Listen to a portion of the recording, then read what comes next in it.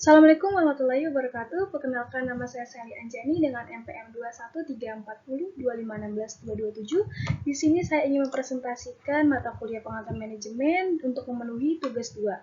Pada kali ini saya ingin membahas tentang motivasi, adapun submaterinya. Yang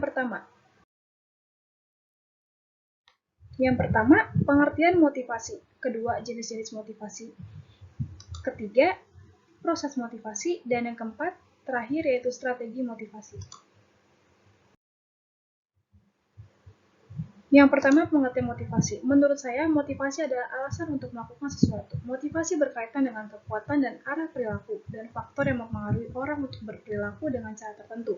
Istilah motivasi dapat merujuk pada berbagai tujuan yang dimiliki individu. Cara individu memiliki tujuan mereka, dan cara di mana orang lain mencoba mengubah perilaku mereka. Kedua, ada jenis motivasi. Motivasi dibagi menjadi dua, yaitu ekstrinsik dan intrinsik. Motivasi ekstrinsik yaitu mengacu pada perilaku individu untuk melakukan tugas dan mempelajari keterampilan baru karena imbalan eksternal atau menghindari hukuman. Dalam hal ini, kita terlibat dalam perilaku, bukan kita menganggapnya menarik atau memuaskan, tetapi untuk mendapatkan sesuatu yang berharga sebagai balasannya atau menghindari sesuatu yang tidak menyenangkan. Contohnya yaitu pergi belajar karena ingin mendapatkan uang, belajar karena ingin mendapatkan nilai bagus, membantu orang lain karena mengharapkan pujian. Yang kedua, dan metode intrinsik. Mengacu pada tindakan melakukan sesuatu yang tidak memiliki imbalan eksternal yang jelas.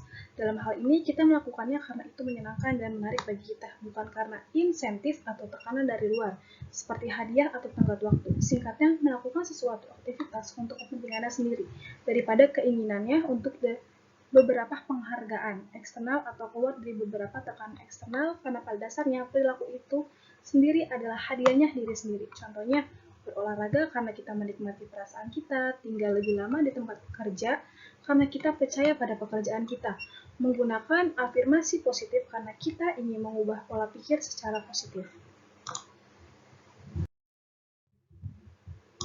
Yang ketiga, ada proses motivasi. 1. Teori isi kebutuhan. Teori ini menitik beratkan pada isi motivasi yang berbentuk kebutuhan. Dasarnya adalah keyakinan bahwa kebutuhan yang tidak terpuaskan diciptakan untuk mengembalikan keseimbangan. Tujuan diidentifikasi yang akan memuaskan kebutuhan dan jalur perilaku dipilih yang akan mengarah pada pencapaian tujuan dan kepuasan kebutuhan. Oleh karena itu, perilaku dimotivasi oleh kebutuhan yang tidak terpuaskan. Yang kedua, ada teori harapan.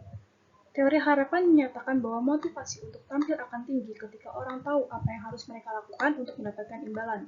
Berharap bahwa mereka akan mampu untuk mendapatkan hadiah dan berharap bahwa hadiah itu akan bermanfaat.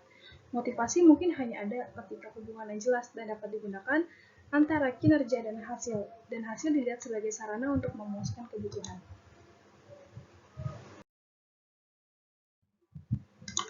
Yang keempat, ada strategi motivasi. Apa saja sih faktor yang mempengaruhi strategi motivasi?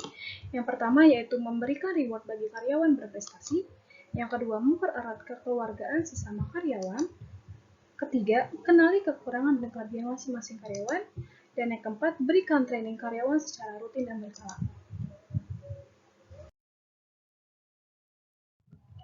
Sekian presentasi yang dapat saya sampaikan. Kurang lebihnya mohon maaf bila ada kata-kata yang salah.